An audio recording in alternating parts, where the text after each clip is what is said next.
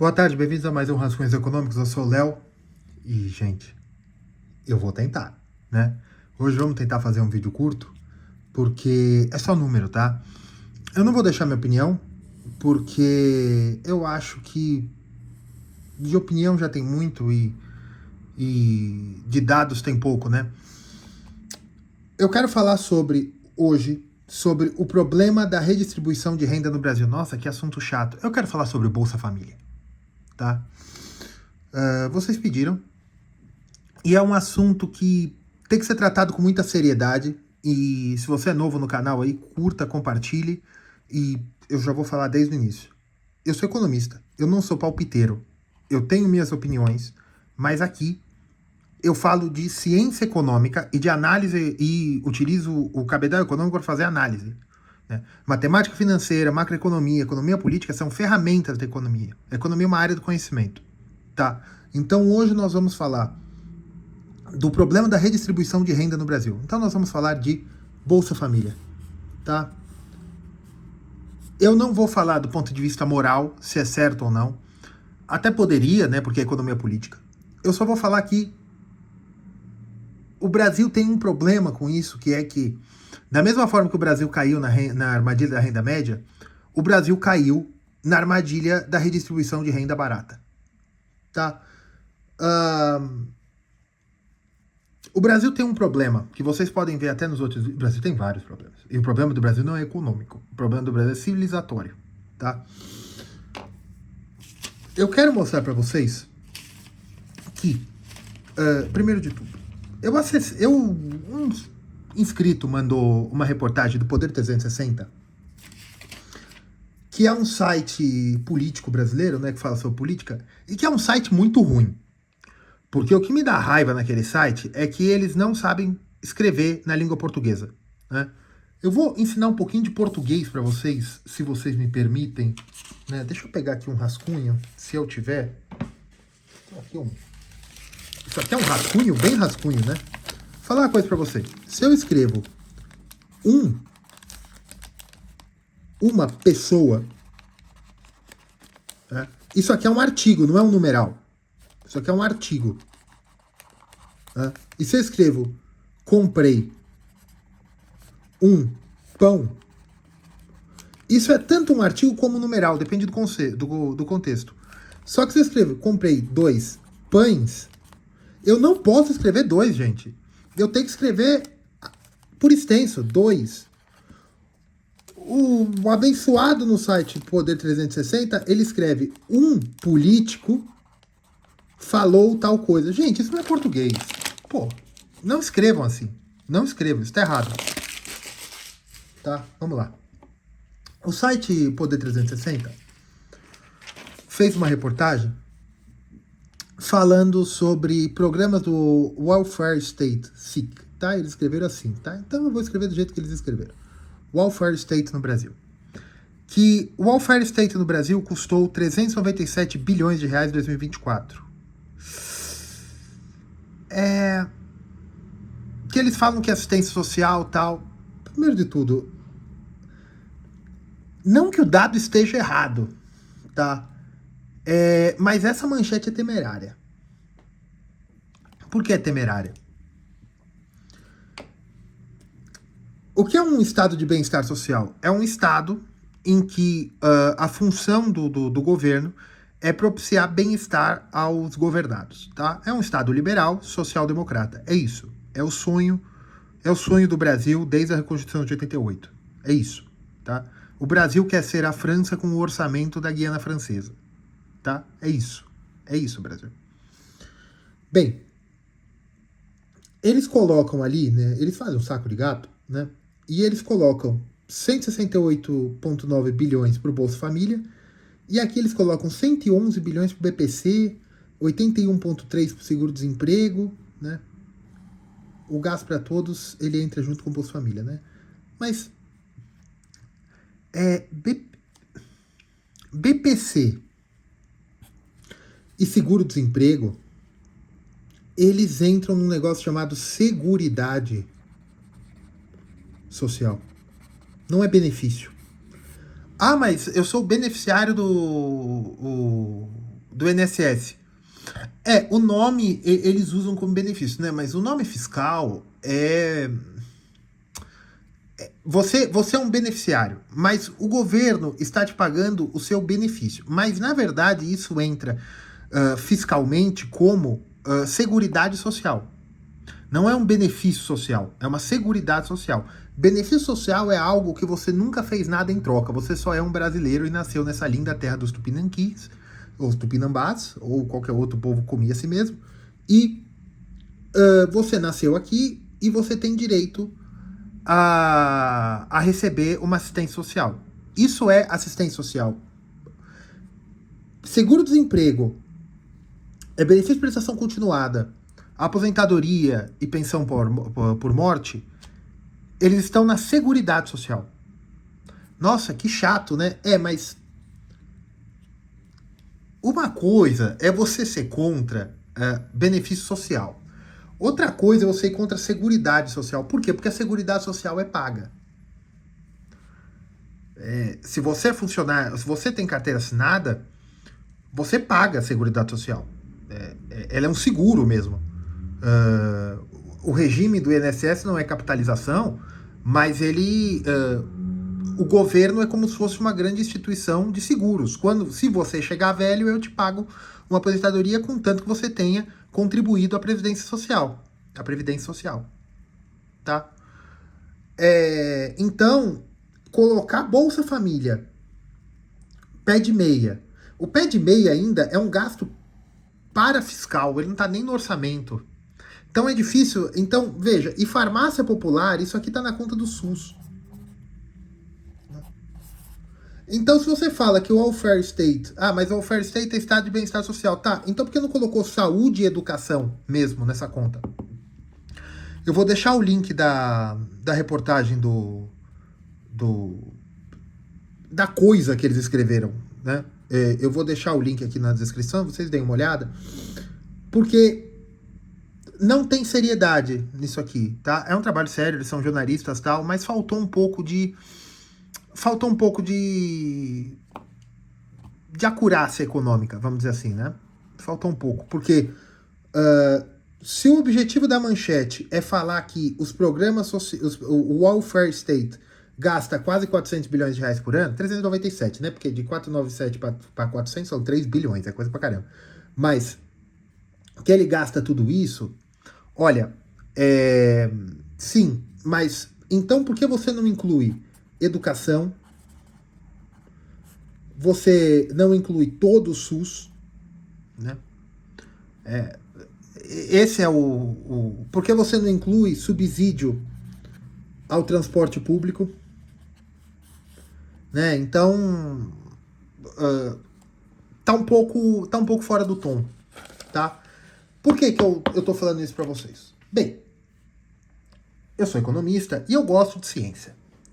Então, vamos parar de espalhar mentiras sobre os benefícios sociais, porque é aquele negócio, né? Se eu já tenho tantos pecados, por que você inventa outro? Né? Vamos nos basear na verdade, tá?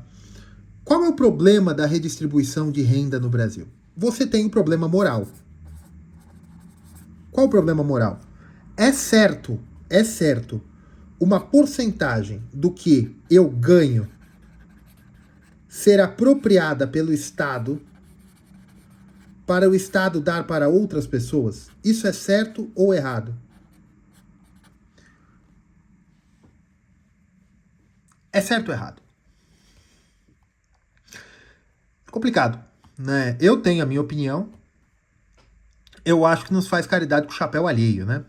Mas aí vão falar, não, mas olha, o Estado é composto por pessoas, você também participa daquela sociedade, você ganha com aquela sociedade, então você tem que contribuir para a sociedade. Tá. Então, esse problema moral, ele pode ser respondido da mesma forma. Se você já ganha 1.000, por que você não dá 10? Ou seja, 1% que você ganha para redistribuir. O problema começa com 1 e acaba em 50, né? Mas isso é um problema moral. Tá? Isso é estudado pela economia, sim. Economia, política, em ética, né? Não existe uma ética econômica, né? Existe a ética e a gente pode aplicar para a economia.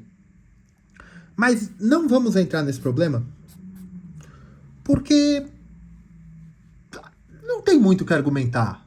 Eu acho que isso já é visão do mundo. Se você acha que o Estado tem que tomar conta dos pobres, é a sua visão de mundo. Se outra pessoa acha que não, é a visão de mundo da pessoa. Não dá para ter um debate entre pessoas que têm visão de mundo totalmente diferente. Né? Dá para ter respeito. E acabou. Então esse é o problema moral. Mas saindo do problema moral, vamos admitir que o Estado tem que fazer algo. Ou vamos partir da premissa que o Estado tem que fazer algo. Ou finjam que o Estado tem que fazer algo. A população economicamente ativa do Brasil, a PEA, é 108 milhões e 154 mil pessoas. O que significa isso? São pessoas aptas a trabalhar de 14 a 70, 60 anos, né? Pode ter gente com mais que também trabalha. E aí desconta pessoas que são... eu não sei o termo certo, né? Longe de mim ser politicamente correto, mas eu não quero falar besteira nesse sentido, mas pessoas que têm alguma questão física ou mental que não podem... Eu esqueci o nome que se usa no Brasil. Bem, mas pessoas que estão aposentados... o termo técnico é esse, aposentados por invalidez, né? Pessoas que não podem trabalhar, né? Não impede a idade, não depende da idade, tem gente que não dá, né? Então, se tira da PEA e tal. Eu pesquisei, eu vou deixar um monte de link aí na descrição. O IBGE não tira da PEA quem recebe Bolsa Família. Inclusive, no site da Secretaria de Comunicação do Governo, não está nem no Ministério da Fazenda, Secretaria de Comunicação Social do Governo, eles dizem que 13 milhões de pessoas que recebem o Bolsa Família trabalham. E o número total de pessoas que recebem é 20 milhões. Ou seja, apenas 7 milhões de pessoas que recebem Bolsa Família precisariam receber. Porque essas pessoas são miseráveis. O resto trabalha. Né? Então, beleza.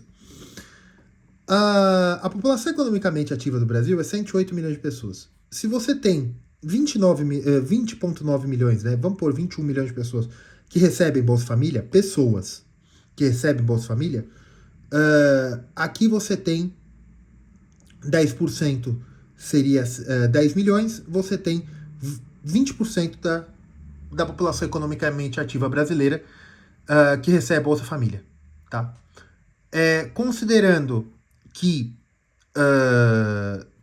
as pessoas que são economicamente ativas sustentam uma pessoa que não é economicamente ativa, e nós temos 200 milhões de brasileiros, a gente pode aumentar essa conta que 40 milhões de pessoas dependem do Bolsa Família. Por quê? Porque se aqui eu tenho 108 e eu tenho 200 milhões de brasileiros, eu posso dobrar. Isso não é importante, tá? O próprio site do governo diz que são 40 milhões de lares, né, e 21 milhões de CPFs, né, 20,86 milhões de CPFs, e são 40 e tantos milhões de residências, né? Então, mas sim, bate, né? Porque 108 milhões de pessoas, população economicamente ativa. Nós temos 200 milhões de brasileiros, então eu posso entender que para cada pessoa economicamente ativa, eu tenho uma pessoa que não é economicamente ativa. Como Bolsa Família dá renda para as pessoas, eu posso entender que tem uma outra, tá? Entenderam o raciocínio? Beleza. Mas vamos dizer que são 40 milhões de lares, de casas, né? Como diz o próprio site de comunicação social, tá? O link na descrição também. Nós temos 39,1 milhões.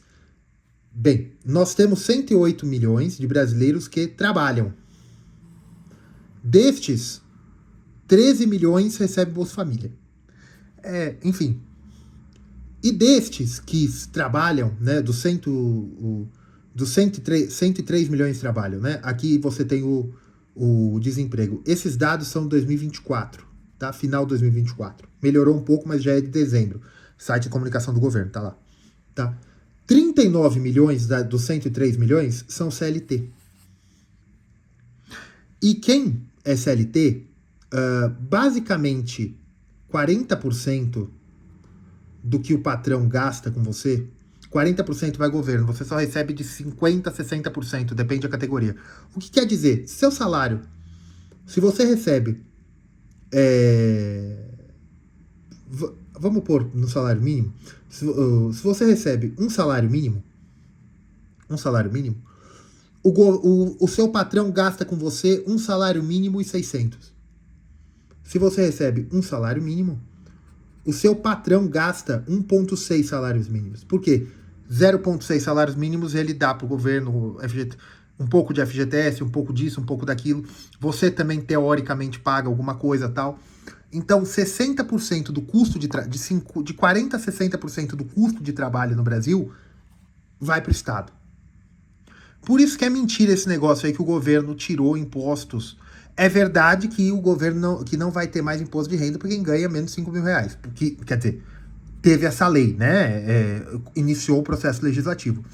Só que o governo já tributa entre 40% a 60% da renda do trabalho.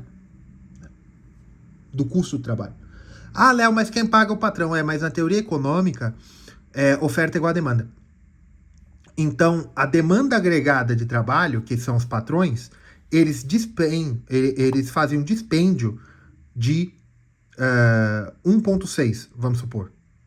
Se você ganha 0,6 que eles já estavam dispostos a gastar, vai para o Estado. Então, o custo do trabalho, e não importa se eles estavam dispostos a gastar ou não, eles gastaram, né? Então, 60% 1,6%, vai para você, 0,6% para o Estado. Tá? Então o governo já tributa de 40% a 60% a renda trabalho. Tá? Aqui, 39,1 milhões são CLT. Aí aqui é um dado curioso que o governo colocou ali, que ele colocou 14,4 milhões não tem CLT. Eu falei, pô, não tem CLT, é um do governo. Você não pode trabalhar sem CLT. O que será que é, né? Pessoas que trabalham sem ser CLT. Será que é funcionário público? Mas ele falaria se é funcionário público. Será que é MEI? Aí embaixo estava escrito autônomos, profissionais liberais e microempreendedores individuais, 25,9 milhões. 25,9 milhões. Então, esses 14 milhões, o que era? Eu achei um número de 2021 de servidores públicos. Eram 11,35 milhões de servidores públicos no Brasil. Em 2025 foi para 12,65. 12,65 para 14, então aqui pode ser uma mistura de servidor público, né, que desempenha trabalho, mas não tem CLT, né, porque é regime de servidor público, mais um ponto alguma coisa de cargo especial, cargo de comissão, ou ainda alguma outra modalidade que eu não faço a mínima ideia do que é. Tá? E veja, o INSS atende 41 milhões de pessoas. Não é o valor, tá? É quanto o INSS, quantos beneficiários. Por que beneficiários? São aposentados, pensionistas, pessoas que tiveram acidente de trabalho, né, dependendo do prazo, né? Porque um pouco a Caixa Econômica paga, um pouco o INSS. E 25,1 milhões são aposentados desses 41 milhões. Tá, Léo, o que você tá falando? O que eu tô falando é o seguinte, gente. 20,86 milhões de pessoas recebem renda do Estado, como Bolsa Família. 20,86. 25,1 são aposentados. Né? 20,86 recebem renda do Estado. 41,1 são aposentados e pensionistas. Eu tenho 61,86 milhões de pessoas que recebem renda diretamente do Estado. Num universo em que eu tenho 108 milhões de pessoas que são PEA. Você entendeu o que eu quero dizer? E pessoas que são CLT é minoria. Se você junta autônomo com 100 CLT nesse ano de base, você já iguala com CLT. E quem financia a Seguridade Social? Quem financia INSS, benefício de prestação continuada, seguro-desemprego? Quem financia? Aquele 60%, de 40% a 60% que o seu patrão paga como verbas trabalhistas. Então nós temos o seguinte, qual é o problema da redistribuição de renda no Brasil? Ah, Léo, mas isso não é distribuição de renda. Porque, veja, isso é Seguridade Social. Você mesmo falou que o Poder 360 estava errado, porque isso é Seguridade Social, isso não é Bolsa Família. É, sim.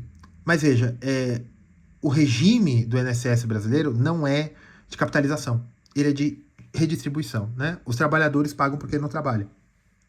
É o Pacto Social brasileiro. Eu não vou entrar em discussão moral aqui, tá? Aqui eu estou fingindo que eu sou liberal. Não vou entrar em discussão moral, tá? E qual que é o problema? Qual que é o problema disso?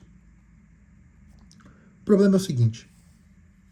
O Brasil abriu mão da acumulação de capital para desenvolvimento, que é como eu coloquei na China, que é o modelo do Delfim, né? Deixar o bolo crescer.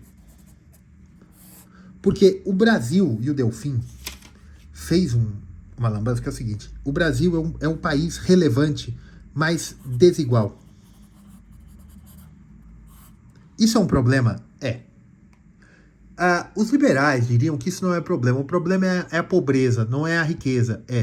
Mas isso gera problemas sociais. E eu não estou falando problemas sociais simples ou problemas sociais estatísticos. E ele tem 2 piscinas, eu não tenho nenhuma. Não é problema não ter piscinas.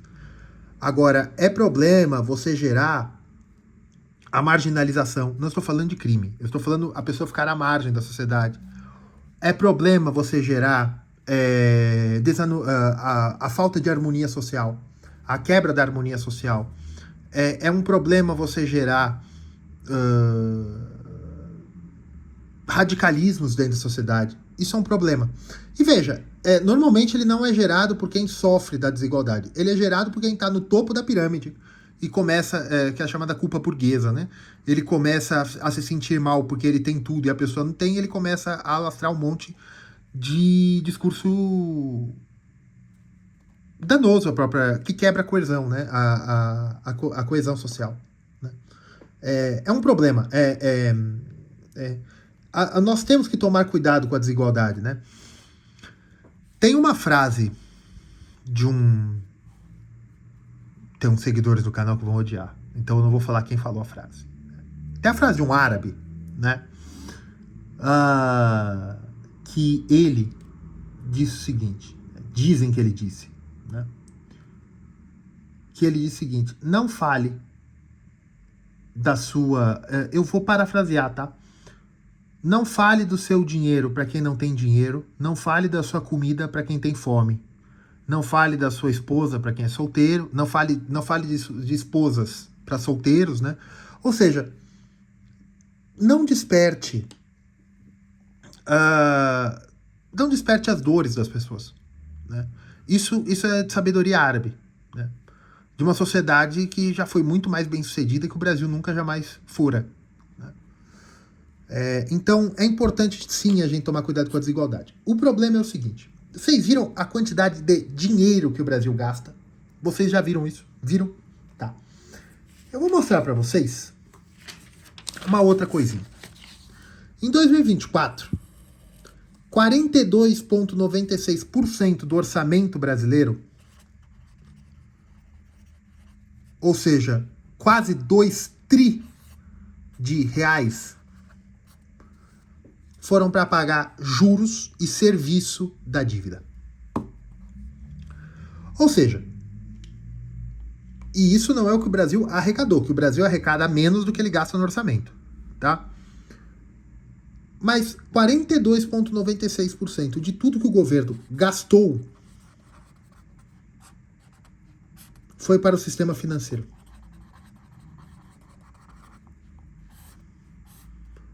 Renda improdutiva.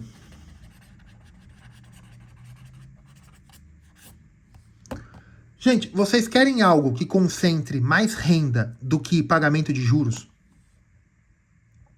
Eu não conheço. Tem um que eu não posso falar. Tem um que concentra muita renda também. É um felino, né? Mas tem coisa que concentra mais renda do que pagamento de juros da dívida pública? Por quê? Porque o perfil de quem dá, de quem compra títulos, de quem dá o financiamento da dívida pública brasileira, não é o perfil americano dos Estados Unidos, que são aposentados e pensionistas. Até no Brasil tem, mas são aposentados e pensionistas de fundo de aposentadoria e pensão dos Estados Unidos. Mas por que você vê que o Brasil gasta tanto? O Brasil gastou 42,96% com financiamento de juros e serviço da dívida. 21,16% com previdência, né, que é a Seguridade Social, INSS, BPC, uma série de coisas. E aqui, 6% com assistência, que entra Bolsa Família, Bolsa Gás, Seguro Defeso, Seguro Safra, que não confundir com Plano Safra. Veja, vocês viram que, eu vou até fazer aqui, para vocês, certo? Veja, de tudo que o Brasil gasta, 42,96% é juros da dívida, tá? É juros da dívida. Opa! 21,16% é com previdência e 5,99% é com assistência social. 70% de todo o dinheiro do Estado brasileiro é para distribuir renda. 70% é para distribuir renda. 42% é para pagar o serviço da dívida e 28%, né? 28% é para previdência e assistência. Ah, Léo, mas juros da dívida não é redistribuição de renda. O objetivo não é, mas o que ele faz é redistribuição. Redistribuição reversa. A gente pega dos pobres para dar... Pobre não. Pega da classe média baixa para dar para os ricos. É isso que é o Estado brasileiro. 70% do Estado brasileiro é isso. Ah, temos que fazer auditoria da dívida. Pode fazer, não vai dar nada. Não vai dar nada. Porque o pessoal acha que a dívida pública é... Gente, o que é a dívida pública? O governo emite um papel falando que você tem direito de receber aquele papel. Isso é auditoria da dívida. Não tem muito como fazer, como diria a Dilma, mal feitos em cima disso aí, né? Porque ela não se referia a corrupção por corrupção, falar que era mal feitos, né? Não tem muito. O papel que tá lá mesmo. E o gasto que gasta, ali não tem. Tem muito mais esquemas que podem existir na imaginação do que emitindo. Não. Eu aposto para vocês que o Estado brasileiro perde mais com falsificação de papel moeda, né, na mão dos criminosos, do que com alguma coisa errada que tiver no serviço da dívida. Não, isso aí não... O problema é o serviço em si, não é? E aí, Léo, tá o salário de frutas, tá falando de Bolsa Família, tá falando disso... Olha, o problema do Estado brasileiro é o juro serviço da dívida. Não. O problema do Estado brasileiro é o quanto ele gasta com previdência, assistência o problema do Estado brasileiro é esse 70% e um alimenta o outro. Por quê? Veja, 70% do orçamento 2024 foi para redistribuição de renda, sendo que 42% do orçamento, 42,96% do orçamento foi para juros e serviço da dívida. A previdência e a assistência social juntos têm uns 28%. Mais ou menos. Tá, eu errei, né? Não, tá certo. É 28% mais ou menos. Certo? Qual que é o problema? O Estado brasileiro precisa distribuir renda. Olha que coisa. Olha que coisa. O Estado brasileiro precisa distribuir renda. Por quê? Porque ele paga 42% do orçamento em juros e serviços. 42% de tudo que o Estado brasileiro gasta, e eu não posso falar que é o Estado arrecada, né? Porque o pessoal fala, ai, meu dinheiro, estão roubando meu dinheiro com corrupção. Meu, provavelmente, aquele dinheiro ali é dinheiro da dívida pública, porque o orçamento não fecha. Tudo que o Estado arrecada não paga o que o Estado gasta, né? Mas vamos dizer que 42% de tudo que o governo rouba da sociedade, rouba no sentido de retira da sociedade, né? Aliena da sociedade, 42% vai para pagamento de serviço da dívida e juros. Então o Estado precisa de assistência social. Por quê? Porque ele está retirando da sociedade tanto dinheiro que ele tem que devolver de alguma forma. E ele devolve e isso gera um problema. Isso gera uma pressão no orçamento que 1/3 do orçamento brasileiro, apenas 1/3 do orçamento brasileiro é para assistência social. Só que eu só tenho 30% que sobra disso aqui, que o Estado brasileiro tem que dividir entre polícia. Olha, pode ser de tudo, viu, gente? O Estado brasileiro tem que pegar os 30% que resta, 1/3, menos de 1/3, né? Porque 1/3 seria 33%, né? Menos de 1/3 que resta, o Estado brasileiro tem que dividir entre saúde, educação, forças armadas, polícia, segurança pública, modernização dos prédios públicos, manutenção, dispêndio, pagar benefício de deputado, benefício disso, benefício daquilo. Ou seja, até aqueles negócios que a gente se escandaliza, né? Servidor público que ganha muito, isso, aquilo. Gente, isso tudo é diminuto. Porque, veja, a encrenca que nós estamos. Nós gastamos 43% do orçamento com serviço e dívida da dívida, 43% com serviço da dívida.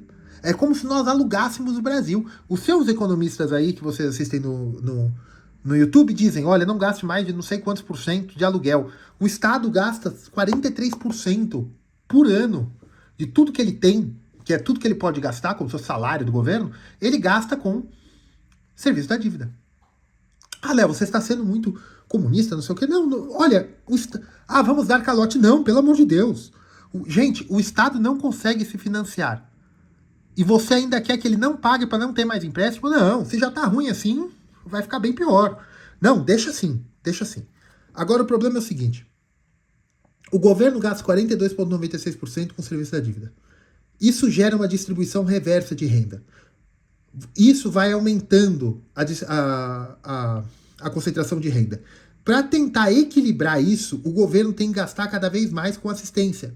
Por quê? Porque só o governo consegue fazer isso. Por quê? Porque o governo já retira metade da renda dos brasileiros. Você já trabalha até maio e daqui a pouco até junho, de tanto que imposto que o governo cobra. Então, o Estado brasileiro é um gigante, realmente. Né? Então, se o Estado não distribuir renda, ninguém vai distribuir. Então, é a forma que o Estado tem. E veja, eu fiz aqui, esse é o mapa do Brasil, né? Gostaram do meu croquis? Esses estados em vermelho, todos, a quantidade de pessoas que recebem Bolsa Família é maior do que as pessoas que trabalham. Em todos os estados em vermelho. E são justamente os estados em que você tem uma diminuição da atividade privada. Por quê? Porque o Estado é o maior empregador. É o maior gerador de renda, não é empregador, né? É o que mais coloca a renda na economia. Porque ele retira desses estados e joga para os outros. Isso está errado? Não, é a escolha do Brasil. Está certo, errado, não importa. Não importa, isso realmente não importa. Por quê? Porque o problema é o seguinte, o Estado tem que fazer isso. Não é que ele tem, que é o certo, não. É a forma que o Estado se equilibra. Porque a situação fiscal é tão ruim em que o Estado gasta tanto com dívida de juros da dívida e ele tem que cobrar 50% de imposto, em média, né? 50% da renda do brasileiro é paga em imposto, que o Estado tem que distribuir. Por quê? Porque ninguém mais tem poder, ninguém mais tem capacidade de fazer isso. Mas não porque o Estado é bonzinho, não, porque você gera os problemas da desigualdade que eu falei. É complicado você ter desigualdade social. Porque, veja, a desigualdade social não é só do ponto de vista de dinheiro. Você vai criando tribos dentro da sociedade. Né? E aqui, eu quero dizer que, mesmo com a assistência social sendo quase 30% do orçamento público brasileiro, nós não melhoramos quase nada.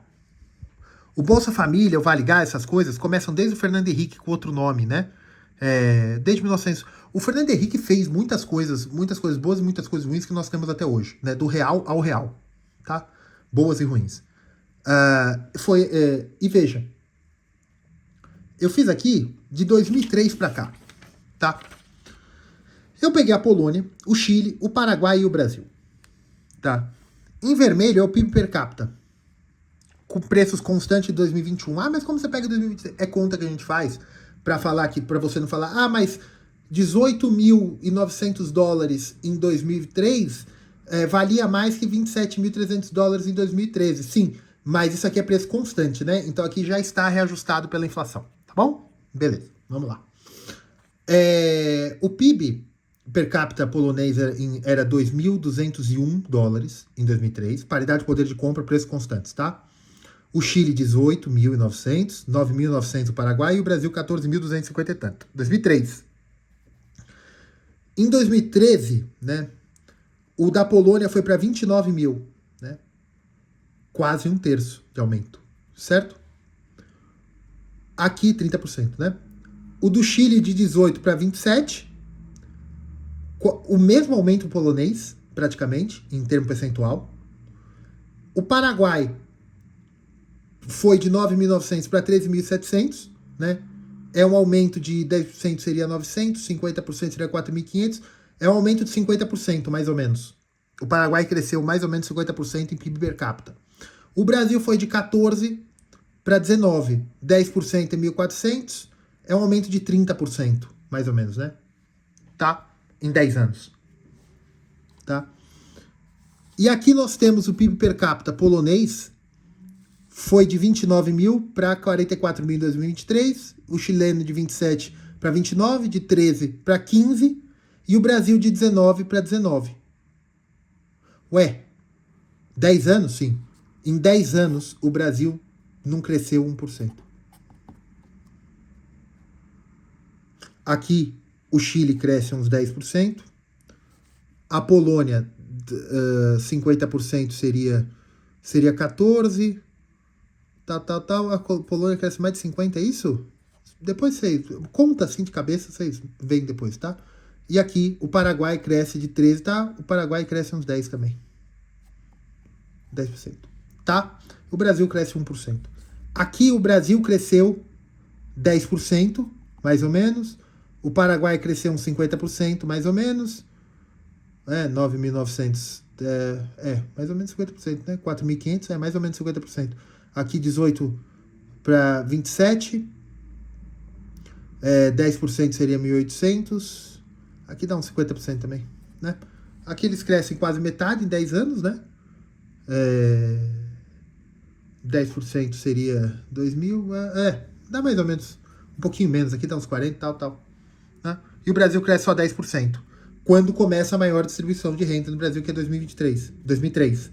O Brasil cresce só 10%, aqui o Brasil cresce só 1%, e o índice Gini brasileiro sempre foi Gini, né? Brasileiro sempre foi um dos piores do mundo, e das economias relevantes é o pior.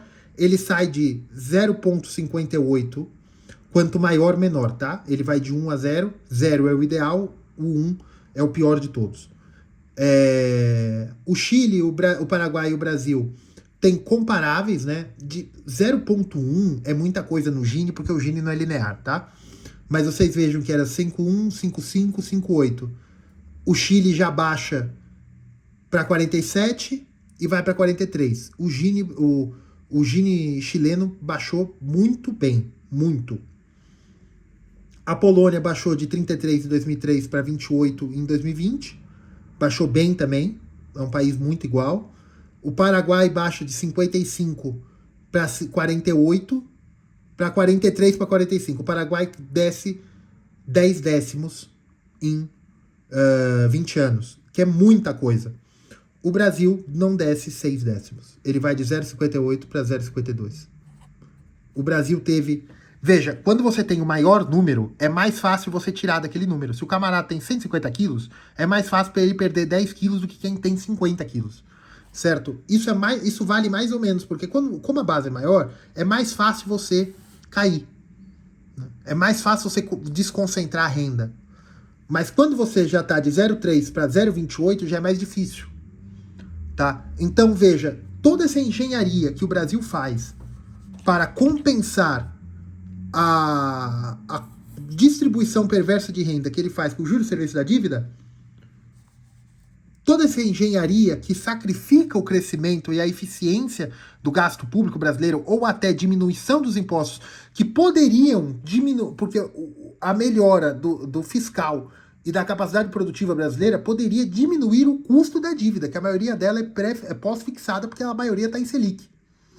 Então você poderia diminuir o custo dos juros se você melhorasse o perfil. Ou seja, teoricamente, se você cortar a assistência social e utilizar todo esse dinheiro da assistência social para abater os juros serviços da dívida, para que no próximo ano você reduza esse serviço da dívida pela metade, né, você poderia pagar a dívida à vista, mas aí você criaria outros problemas de inflação. Bem, o que eu tô querendo dizer é o seguinte, isso aqui não dá para resolver. Isso aqui não tem o que fazer. Só tô falando qual o problema brasileiro. Porque se você faz o arroz e diminui isso aqui, você vai criar um caos social. Se você não paga a dívida, e não tem por que não pagar, tem que ser paga mesmo, porque você vai fazer o quê? Você não consegue financiar a dívida, não adianta você ter dólar, porque aqueles dólares todos que a gente fala, nós temos a grande reserva de dólares, isso aí vai ser confiscado, porque você não pagou a dívida, né? Então, o Brasil é um problema muito grande. E veja que, mesmo toda essa engenharia, o desempenho, né, de diminuição da desigualdade social no Brasil não diminuiu. Porque, o Brasil é aquele cara que liga o ar-condicionado do carro e deixa o vidro aberto. Esfriar um pouco vai esfriar, mas você está estourando o ar-condicionado do seu carro e jogando gasolina fora, queimando dinheiro. Porque o ar-condicionado do seu carro não vai conseguir esfriar o ambiente de Mato Grosso, né? Mas o ambiente de Mato Grosso vai conseguir esquentar a cabine do seu carro com o vidro aberto. Certo? Bem, é isso. Certo? Curtam, compartilhem. Fiquem com Deus.